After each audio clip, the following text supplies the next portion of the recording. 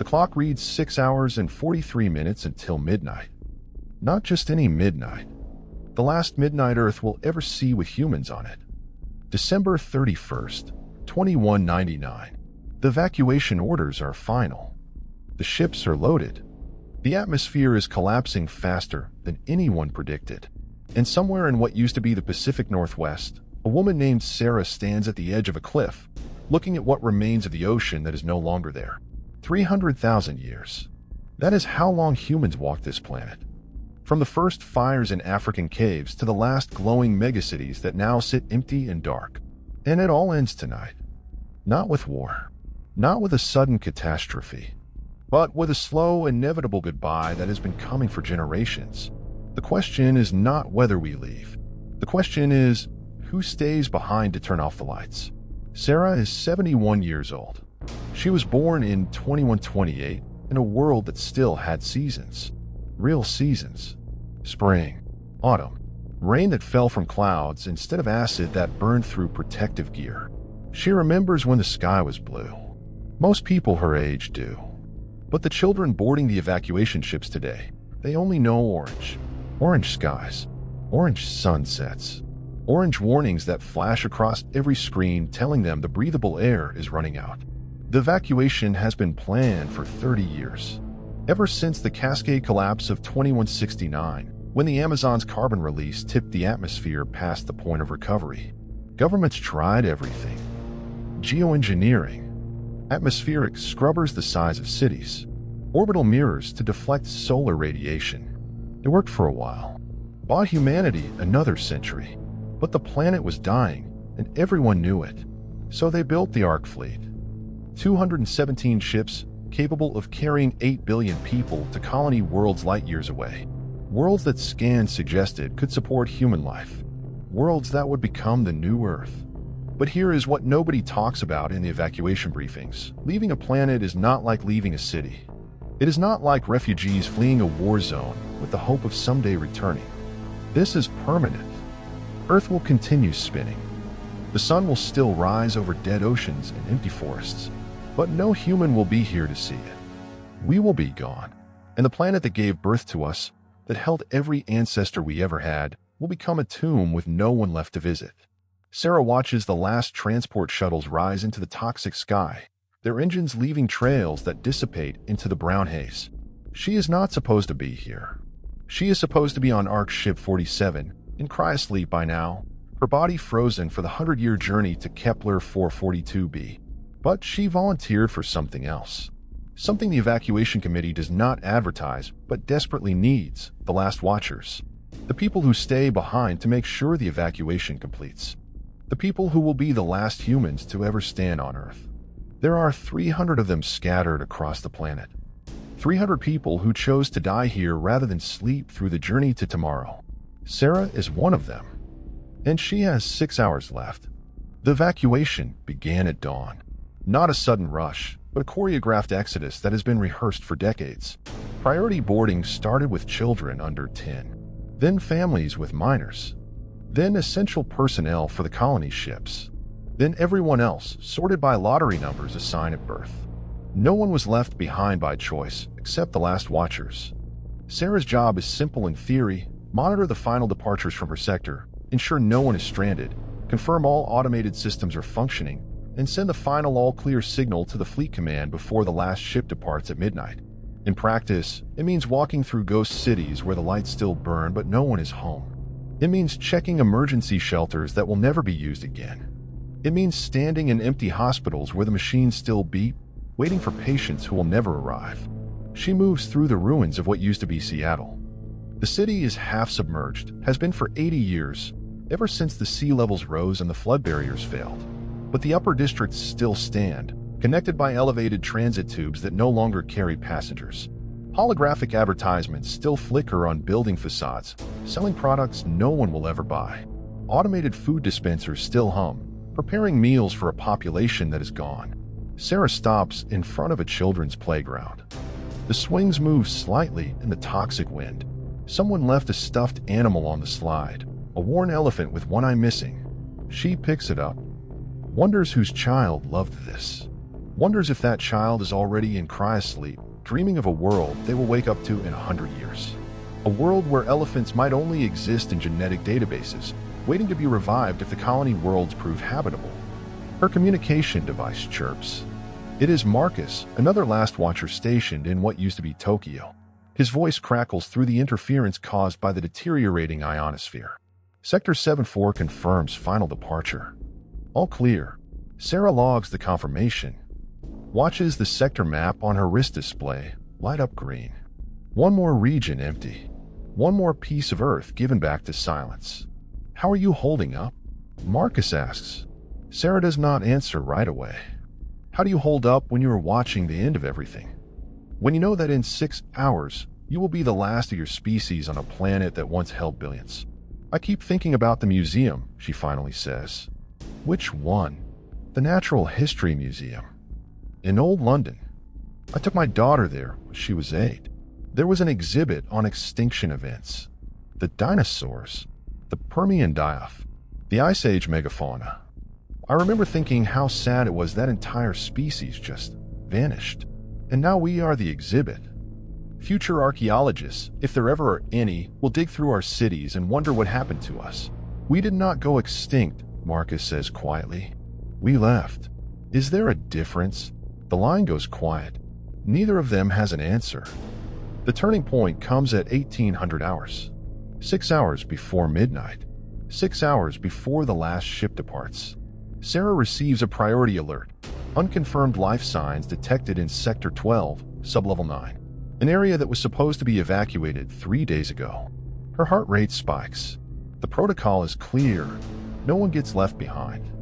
Even if it means delaying departure. Even if it means risking the mission timeline. She immediately reroutes to Sector 12, her mobility suit adjusting to the increased toxicity levels as she descends into the sublevels, the old underground transit networks that were abandoned when the surface became uninhabitable. The air down here is worse. Thicker. The suit's filtration system strains. Emergency lighting flickers, casting long shadows across graffiti-covered walls. Someone wrote, "We were here," in a dozen languages. Someone else wrote, "Forgive us," next to a child's handprint. She follows the life sign reading. It is weak. Intermittent. Could be a sensor malfunction.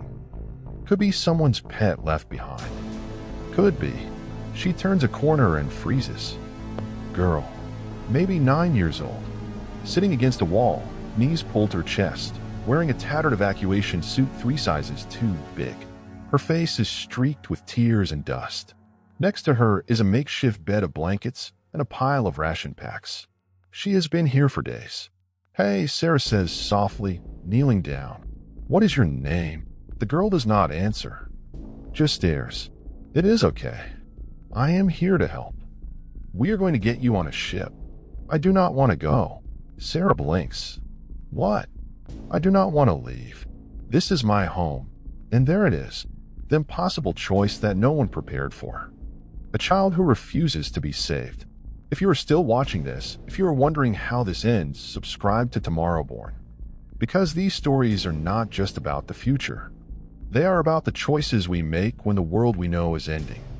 And sometimes the hardest choice is letting go. Hit that like button if you are feeling this.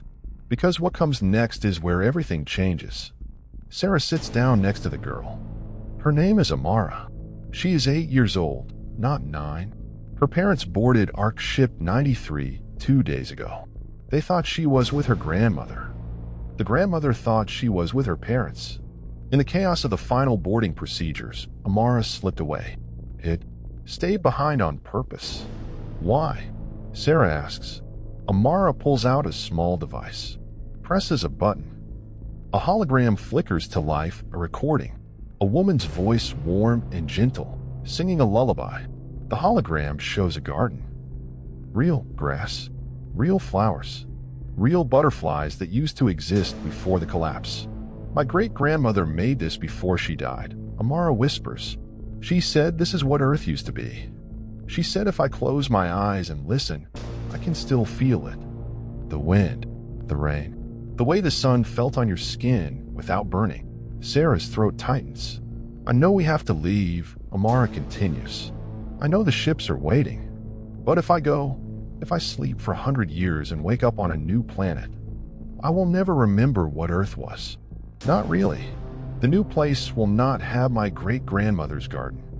It will not have her voice. And I am scared that if I leave, I will forget. I will forget her. I will forget this. Sarah understands. God, she understands. Because she volunteered to be a last watcher for the same reason. Because saying goodbye is easier when you are the one who stays. When you do not have to carry the weight of memory across the stars. But Amara is 8 years old, and Sarah is 71. And there is only one choice here, no matter how much it hurts. Listen to me, Sarah says, holding the girl's small hands. You are not going to forget. Humans do not forget. We carry everything with us, the good, the bad, the beautiful, the broken. Your great-grandmother's garden is not just in that recording. It is in you, in your DNA, in the way you love things. And when you wake up on that new world, you will plant a new garden. And you will teach your children about Earth. And they will teach their children. And Earth will live on, not as a place, but as a memory that becomes a promise. Do you understand? Amara's eyes fill with tears. Will you come with me? Sarah's heart breaks. No, sweetheart.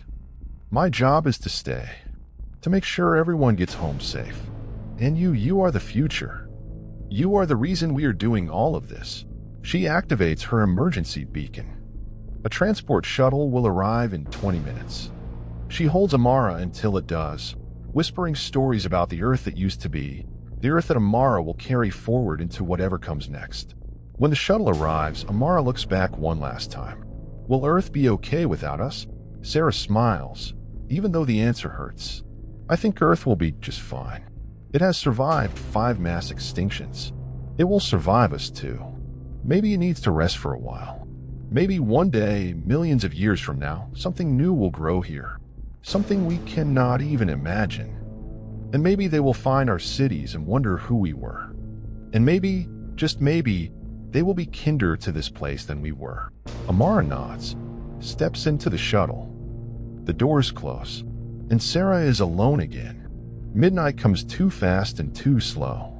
Sarah stands at the cliff where the ocean used to be, watching the last ship, a massive arc that looks like a floating city, rise through the toxic atmosphere. Its engines glow blue-white against the orange sky. She can see the faces in the windows if she zooms her visor. Thousands of them. Millions across all the ships. Humanity, leaving home. The communication channel crackles one last time. Fleet Command, confirming all last watchers have sent their final clearances. There are 297 voices on that channel now. 3 of them did not make it to the end. Heart attacks. Suit failures. The planet claiming its last offering. This is Last Watcher Sarah Chin, Sector 19. All clear. Godspeed. She disconnects. Removes her helmet. The air burns her lungs immediately, but she does not care. She wants to feel it. The last breath of Earth, unfiltered. Toxic and dying and still, somehow home. The ship disappears into the stars. And for the first time in 300,000 years, Earth is silent. No voices. No engines. No heartbeat of civilization. Just wind and dust and the slow, patient turning of a planet that will outlive its children by billions of years. Sarah thinks about Amara. About Marcus in Tokyo. About the 8 billion people now sleeping in cryogenic pods, dreaming of worlds they have never seen. She thinks about her daughter, somewhere on Ark Ship 47, who begged her not to volunteer for this. Who said, "Mom, please do not be a hero. Just come with us." But Sarah did not stay to be a hero. She stayed because someone had to witness the end. Someone had to stand here and say, "We were here. We love this place. We failed it. We learned too late. But we were here." If this story moved you, share it. Because the future is not just about where we are going. It is about what we leave behind. An Earth, broken, dying, abandoned, will spin on without us. The sun will rise. The seasons will change, even if no one is left to name them. And maybe in some distant epoch, life will try again. Different life. Better life. Life that learns from our mistakes written in the ruins we left behind. The stars above Sarah are clearer than they have been in centuries, now that the light pollution is gone. She lies down on the barren ground, feels the planet beneath her, and for a moment, just a moment, she swears she can feel it breathing. "Thank you," she whispers to the earth, "for everything." The clock strikes midnight.